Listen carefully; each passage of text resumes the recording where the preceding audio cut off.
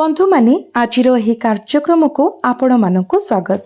आजिर एही कार्यक्रमटी तुला राशि व्यक्तिविशेष मानक पई बहुत गुरुत्वपूर्ण अटे, बहुत ही खास अटे। कारण आगामी 7 दिन पाई आपण विश्व उपरे राजत्व करिबा पाई जाउछंती। एही समय मध्यरे आपणकर 3टी बड़ स्वप्न सत होबा पाई जाउछि, जहा आपणक आखिरे आनंदर लुह आनी देबो। बंधु माने आपण एपरि किछि पाइबाकु जाउछंती जहा पाई आपण वर्ष वर्ष धरि आशा करि आसुछंती। आपणकर राशिर अधिपति शुक्र एवं गुरु दशम भावरे गोचर करुछंती, जहा फलरे आपणकर राशिर अधिपति शुक्रंकर स्थिति आहुरी दृढ़ हेबा पाई जाउछि, जहा फलरे आपणक जीवन रे थिबा दुख एवं बड़ संकट दूर हेबा पाई जाउछि, जहाँकि आपणकर बड़ स्वप्न को पूरण करिबा पाई सुनिश्चित। तथापि सतर्क रुहंतु, जदि आपण आगामी 7 दिन मध्यरे 2टी बड़ भूल करंती तेबे आपणकर द्वार देश रे आसीथिबा समृद्धि खसी जाई पारे। वर्तमान त्रुटि पाई कोनोसी स्थान नाही, विशेष करी अनेक उत्थान पतन एवं भांगी जाइथिबा स्वप्न एवं विश्वासघातकता एहा परे आपण गत 5 ରୁ 6 मास धरि सहय करि आसीछंती। आपण मने रखंतु जे आगामी 7 दिन मध्यरे जदि आपण एकाकी किछि प्रयास करूछंती तेबे आपणको टिके सतर्क रहिबा पाई पड़िबो। एबे आपणको केवल निज विषय चिंता करिबा उचित, कारण जेतेबेले आमे एक तरफा प्रयास रे नियोजित हेउ सेतेबेले शनि दुर्बल होई जाय। तेणु आपणको एहा प्रति ध्यान देबाको पड़िबो, कारण तुला एक राशि जहा केवल देबाको प्रवृत्त हुई, ताहा समय टंका भावना किंबा प्रसिद्धि हेउ एहा केवल किछि न पाई केवल देई चली थाए। जदि मु ठीक कहूची तेबे कमेंट बॉक्स रे लिखंतु। बंधु माने वर्तमान गुरु कर्कट राशि रे उच्चस्थ अछंती। गुरु एवं शुक्रंकर एही संयोग आपणकर आत्मविश्वास को वृद्धि करिवो। वर्तमान आपण आभ्यंतरीण भावरे बहुत दुर्बल अनुभव करुथिबे, जेपरि आपण किछि पाई परिबे नाही, किंतु गुरु एवं शुक्रंकर एही संयोग आपणक मध्यरे आत्मविश्वास सृष्टि करिवो एवं आपणक भितरे शक्तिर एक नूतन उष्मता सृष्टि हेबो। आगामी 7 दिन मध्यरे आपणकर निष्पत्ति नेबार क्षमता यथेष्ट उन्नत हेबो एवं अटकी रहितबा कार्य गुड़िक पुणी थरे आगको बढ़िबा आरंभ करिवो।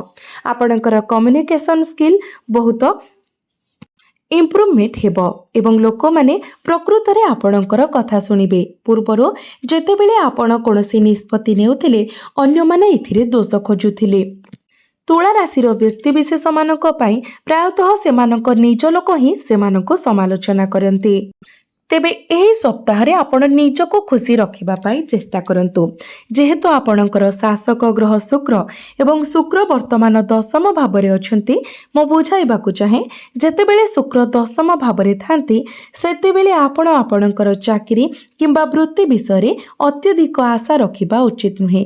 पदोन्नति किंबा द्रुत उन्नति पाई आशा करंतु नाही। आपण को आशा न करी काम करिबाको पड़िबो एवं तुरंत पुरस्कार खोजी प्रयास करिबाको पड़िबो। जोठारे शुक्र अवस्थित सेही निर्दिष्ट क्षेत्र रे अत्यधिक आशा रखिबा उचित नुहे एवं तापरे फलाफल केते शीघ्र आसीबो ताहा देखंतु। शुक्र वर्तमान आपणकर दशम भावरे गोचर करुथिबारु चाकरी किंबा व्यवसाय रे अग्रगति निश्चित। तथापि एहा सेतेबेले आसीबो जेतेबेले आपण आशा छाड़ी देबे, आपण आपणकर कार्यकलाप को टिके ह्रास करिबे। एहा व्यतीत आपण समस्ते जानती जे आमे कली जुगरे बास करुछु, जोठारे जणे व्यक्ति को तांकर परिचय पाई नुहे बरं तांकर आय पाई सम्मान करा जाय। कहार सम्मान गुरुत्वपूर्ण, व्यक्ति पाई नुहे बरं आय ही सम्मान आकर्षित करे। तेणु वर्तमान आपणक पाई टंका अत्यंत गुरुत्वपूर्ण। आपण तुला राशिर व्यक्ति अटंती। आपण टंका रोजगार करिबा पाई विभिन्न कौशल अवलंबन करंती, तथापि आपण प्रायतः खाली हातरे शेष हेउछंती, कारण आपण बारंबार आपणकर रास्ता हराउछंती। आपण जे कोनोसी जिनिस उपरे ध्यान बजाय रखिबाको संघर्ष करूछंती। आपण होइत लक्ष्य करिथिबे जे अतीत रे सुजोग आपणक पाखको आसीथिला, किंतु आपण पथभ्रष्ट होई गले, केतेबेले प्रियजनक द्वारा, केतेबेले अपरिचित व्यक्तिक द्वारा, किंबा केवल आपणकर निज मन बुलुथिबा जोगु। तथापि समय आसीछि जे आपण संपूर्ण भाबरे आपणकर आय उपरे ध्यान दियंतु। ଆପଣଙ୍କର ରୋଜଗାର ବୃଦ୍ଧି କରିବା ପାଇଁ ଆପଣଙ୍କୁ ନିଶ୍ଚିତ ପଦକ୍ଷେପ ନେବାକୁ ପଡ଼ିବ। ଏହା ଲାଭ ଭାବରେ ଆୟ ଭାବରେ ଅବସ୍ଥିତ। କେତୁ ଆପଣଙ୍କର ଆୟ ଭାବରେ ଅଛନ୍ତି। ଯେତେବେଳେ କେତୁ ଆୟ ଭାବରେ ଗୋଚର କରନ୍ତି ତ ଯେଉଁଠାରେ ଏହା ବହୁତ ଦିନ ଧରି ଗୋଚର କରୁଛନ୍ତି ସେତେବେଳେ ସେ ଆପଣଙ୍କୁ ସେହି ଭାବ ସହ ଜଡ଼ିତ ଜିନିଷକୁ ମନା କରିଦିଅନ୍ତି।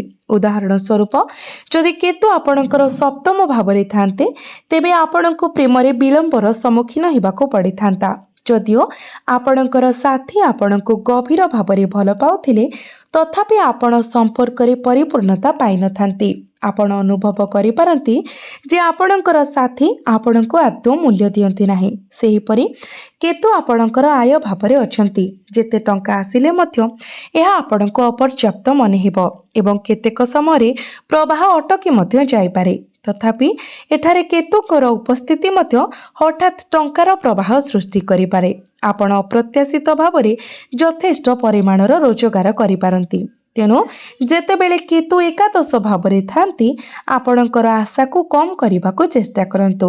ତାପରେ ଟଙ୍କାର ପ୍ରାକୃତିକ ପ୍ରବାହ ଆପେ ଆପେ ବଢ଼ିବା ଆରମ୍ଭ କରିବ। ଏହା ମନେ ରଖନ୍ତୁ।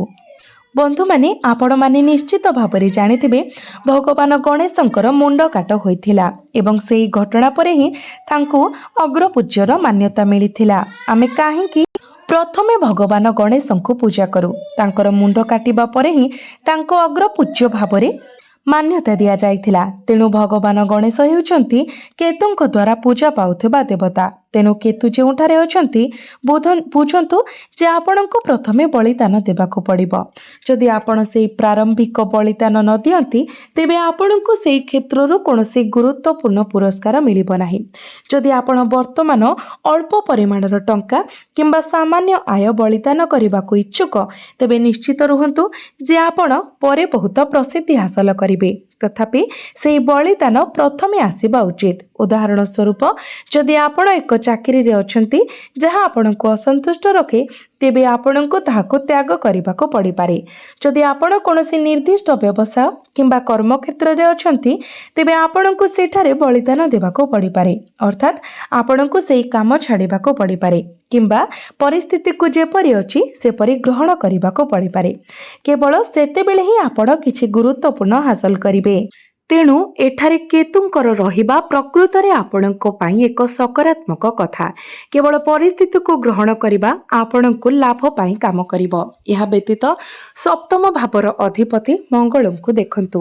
ମଙ୍ଗଳ ସପ୍ତମ ଭାବରେ ଗୋଚର କରୁଛନ୍ତି ଯାହା ସୂଚାଇ ଦିଏ ଯେ ଆପଣ ଏହି ସପ୍ତାହରେ ଆପଣଙ୍କର ଜୀବନସାଥୀଙ୍କ ସହିତ ଅଧିକ ଯୁକ୍ତି କିମ୍ବା ଦ୍ୱନ୍ଦ୍ୱରେ ପଡ଼ିପାରନ୍ତି।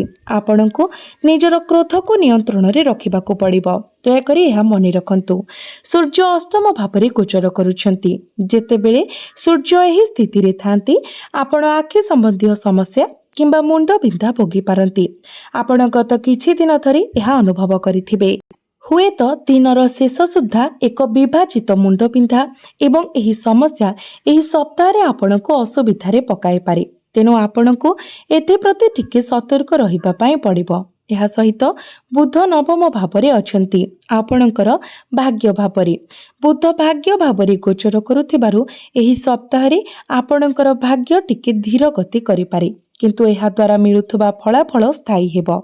ବନ୍ଧୁମାନେ, ବୁଧ ଯେଉଁଠାରେ ଅବସ୍ଥିତ ଆପଣ ଆପଣଙ୍କର ବୁଦ୍ଧିକୁ ଅଧିକ ବ୍ୟବହାର କରିବାକୁ ପ୍ରବୃତ୍ତ ହୁଅନ୍ତି ଏବଂ ଏହି ସପ୍ତାହ ମଧ୍ୟ ଏହାର ବ୍ୟତିକ୍ରମ ହେବ ନାହିଁ। ଆପଣ ଆପଣଙ୍କର ମନକୁ ବହୁତ ସକ୍ରିୟ ଭାବରେ ନିୟୋଜିତ କରିବେ। ଯଦିଓ ଆପଣଙ୍କର କାର୍ଯ୍ୟ ପ୍ରଣାଳୀ ସାମାନ୍ୟ ଧୀର ହୋଇପାରେ ଆପଣ ଧୀରେ ଧୀରେ ଆପଣଙ୍କର ମନ ଉପରେ ଭାରଗ୍ରସ୍ତ ଚିନ୍ତା ଏବଂ ଚାପକୁ ଦୂର କରିବେ। ଏହା ସପ୍ତାହ ପାଇଁ ଏକ ସକାରାତ୍ମକ ବିକାଶ। ତଥାପି ମନେ ରଖନ୍ତୁ ଯେ ରାହୁ ପଞ୍ଚମ ଭାବରେ ଗୋଚର କରୁଛନ୍ତି ଯାହାଫଳରେ ଏହା ଆପଣଙ୍କ ମନ ଭିତରେ ବିଭ୍ରାନ୍ତି ଏବଂ ଆପଣଙ୍କୁ ଭୁଲ ଲୋକଙ୍କ ସହ ଜଡ଼ିତ କରିପାରେ। ତେଣୁ ଏଠାରେ ଆପଣଙ୍କୁ ସତର୍କତାର ସହିତ ପାଦ ଦେବା ଆବଶ୍ୟକ। ଯଦି ଆପଣ ଭୁଲ ଲୋକଙ୍କ ଉପରେ ଆପଣଙ୍କର ଭାବନା ବିନିଯୋଗ କରନ୍ତି କିମ୍ବା ଭୁଲ ସାଥୀ ବାଛନ୍ତି ତେବେ ଆପଣ କ୍ଷତିର ସମ୍ମୁଖୀନ ହୋଇପାରନ୍ତି।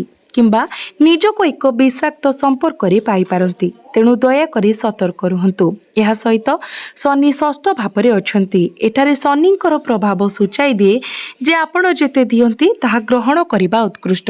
ଯଦି କୌଣସି ପ୍ରତିଦାନ ନ ମିଳେ ତେବେ ଆପଣଙ୍କୁ ଆପଣଙ୍କର ସେବା ପ୍ରଦାନ କରିବା ବନ୍ଦ କରିବା ଉଚିତ।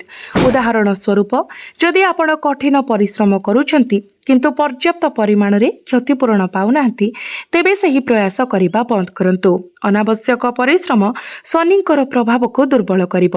ସେହିପରି ଯଦି ଆପଣ କାହାକୁ ଭଲ ପାଆନ୍ତି, ଜଣେ ସାଥୀ ପରି, କିନ୍ତୁ ପ୍ରତି ବଦଳରେ ସମାନ ସ୍ତରର ପ୍ରେମ ପାଆନ୍ତି ନାହିଁ, ତେବେ ଆପଣଙ୍କୁ ସେଠାରେ ବନ୍ଦ କରିବା ଉଚିତ। ବିନା ମୂଲ୍ୟରେ କାହା ଉପରେ ଆପଣଙ୍କର ଭାବନା କିମ୍ବା ଶକ୍ତି ନଷ୍ଟ କରନ୍ତୁ ନାହିଁ। ଏହା ମନେ ରଖନ୍ତୁ, ଯଦି ଆପଣ ଏପରି କରନ୍ତି ତେବେ ଶନି ଆପଣଙ୍କ କୁଣ୍ଡଳୀରେ ଦୁର୍ବଳ ହୋଇଯିବେ ଏବଂ ଏକ ଦୁର୍ବଳ ଶନି ପ୍ରାୟତଃ ପରୀକ୍ଷା ଏବଂ ଚ୍ୟାଲେଞ୍ଜର ସମୟକୁ ସୂଚିତ କରେ। ତେଣୁ କେବଳ ସେତିକି ଦିଅନ୍ତୁ ଯାହା ଆପଣ ପ୍ରତି ବଦଳରେ ପାଆନ୍ତି। ଭାବନ୍ତୁ ଯେ ଆମେ ଜଣେ ଦୋକାନୀକୁ କାହିଁକି ଦେୟ ଦେଉଛୁ। ଏହା ହେଉଛି କାରଣ ବଦଳରେ ଆମେ ସେଠାରୁ କିଛି ନେଉଛୁ, ଠିକ୍ ନା? ସମାନ କଥା ସମ୍ପର୍କ ପାଇଁ ପ୍ରଯୁଜ୍ୟ। ଯଦି ଆପଣ ଏକ ସମ୍ପର୍କକୁ ପୋଷଣ କରୁଛନ୍ତି ଏବଂ ଅନ୍ୟ ବ୍ୟକ୍ତି ମଧ୍ୟ ସେହିଭଳି କରୁଛନ୍ତି, ତେବେ ଏହାକୁ ଜାରି ରଖନ୍ତୁ, ନଚେତ୍ ଆପଣ ସେଠାରେ ବନ୍ଦ କରିଦିଅନ୍ତୁ।